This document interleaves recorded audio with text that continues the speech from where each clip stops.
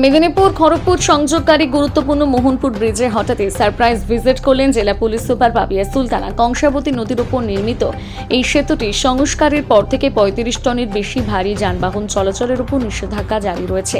সেই নিয়ম কার্যকর করতে ধর্মা এলাকায় তৈরি করা হয়েছে বিশেষ নাকা পয়েন্ট। হঠাৎ রাত 12টা নাগাদ করে ওই নাকা পয়েন্টে পৌঁছে যান পুলিশ সুপার। তার সঙ্গে উপস্থিত ছিলেন অতিরিক্ত পুলিশ সুপার সৌতম ব্যানার্জি সহ অন্যান্য পুলিশ আধিকারিকরা।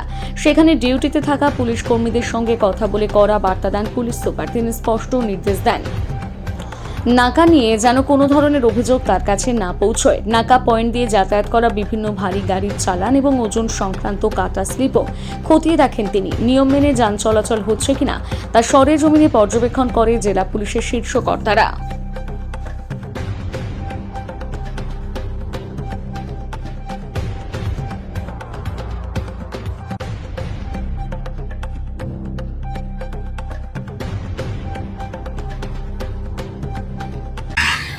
ব্রিজের ক্ষেত্রে যেহেতু ব্রিজটার হেলথ খুব একটা ভালো কন্ডিশনে নেই এবং এই ব্রিজটা হচ্ছে আমাদের মিদনাপুর সিটির প্রাণকেন্দ্র।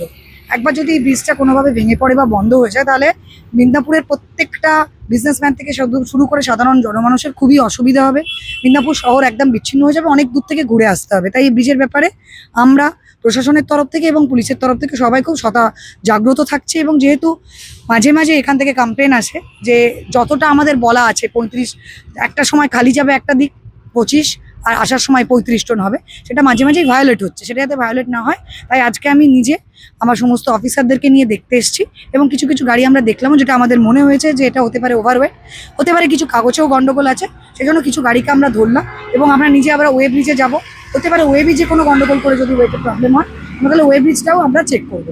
এইভাবে আমরা চেষ্টা করব যাতে ওয়ে ব্রিজগুলো ঠিকঠাক করে চলে এবং কেউ যেন উল্টোপাল্টাভাবে ওয়েট করে যেটা পারমিটেড ওয়েট তার থেকে বেশি এরকমভাবে নিয়ে যেতে না পারে, যাতে ব্রিজটার স্বাস্থ্য ভালো থাকে।